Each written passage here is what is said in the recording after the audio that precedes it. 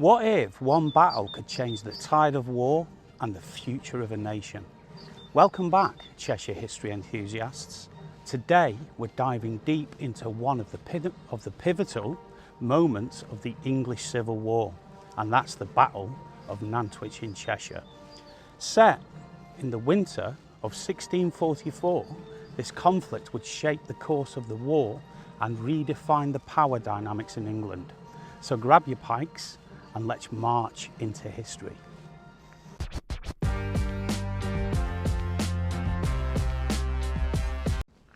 In 1643, King Charles had signed a cessation with the Irish Confederates, allowing him to recall several English regiments from Ireland.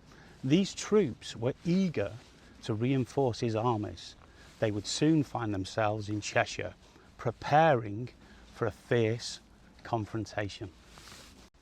Initially commanded by Lord Capel and later replaced by the formidable Lord Byron, these regiments were ready for action.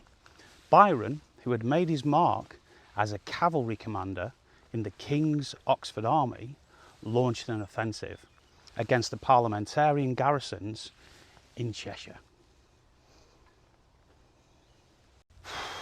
On December 26, 1643, Byron's troops descended on Bartholomew Church.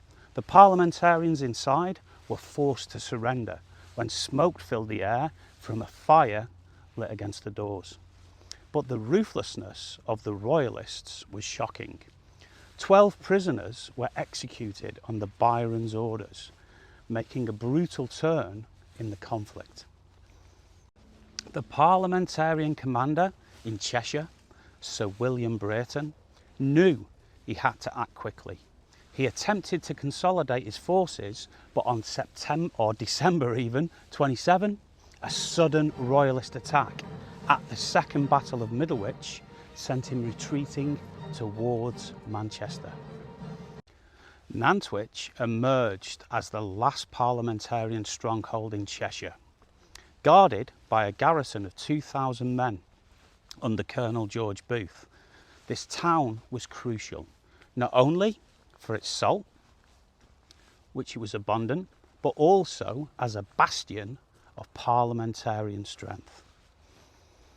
Now, Byron commenced his siege on January 18, 1644, but the parliamentarians mounted a fierce defence. An initial attack on January 24 ended in defeat for Byron, who suffered heavy losses. Despite this, he pressed on, determined to break the parliamentarian will. Meanwhile, reinforcements were on their way. Sir Thomas Fairfax, alongside his father, had been besieged in Hull, but managed to ferry cavalry across the River Humber to join forces with Oliver Cromwell's men. They had already secured victories in Lincolnshire, and now they were headed to Manchester to confront Byron. Upon arrival in Manchester, Fairfax was shocked by the state of the parliamentarian forces, but instead of despair, he rallied his troops and planned to relieve Nantwich. On January 21, which interestingly is also my birthday, of 1644, he set out with a formidable force: 1,800 cavalry, 500 dragoons, and 2,500 infantry. As the winter thaw set in, the River Weaver swelled, complicating Byron's siege. On January 24, Fairfax's forces scattered a small Royalist contingent, and Byron knew he had to reposition his troops. Little did he know, however, fate was about to deal him a very harsh blow. With the floodwaters rising, Byron was forced to march his cavalry 6 miles to reach his infantry. The tide was turning, and as Fairfax approached, he deployed his forces strategically. But Byron's men were ready to face the parliamentarian onslaught. The battle commenced around 2 p.m.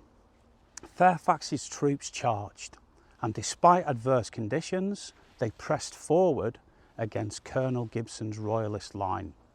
Initial resistance came from the Royalists, but soon the Parliamentarian cavalry outflanked them, sending shockwaves through the ranks. By 4:30 p.m, the tide had turned irrevocably. The Parliamentarians broke through the Royalist line, and many soldiers defected. The once mighty Royalist forces crumbled under the relentless assault. Byron's troops were forced to retreat, and the Parliamentarians emerged victorious. The defeat at Nantwich marked a significant setback for King Charles. His hopes of establishing a stronghold in the northwest were dashed, and the Parliamentarians misjudged the professionalism of the Irish regiments, fearing their Catholic ties. Among the prisoners taken was one Colonel George Monk, who would later change sides and play a pivotal role in the Commonwealth of England and the Restoration.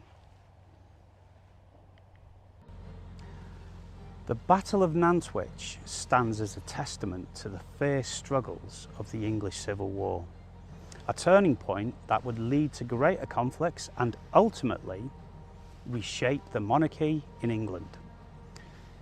If you enjoyed this journey through history, don't forget to like, subscribe and ding that notification bell for more engaging stories from our Cheshire past.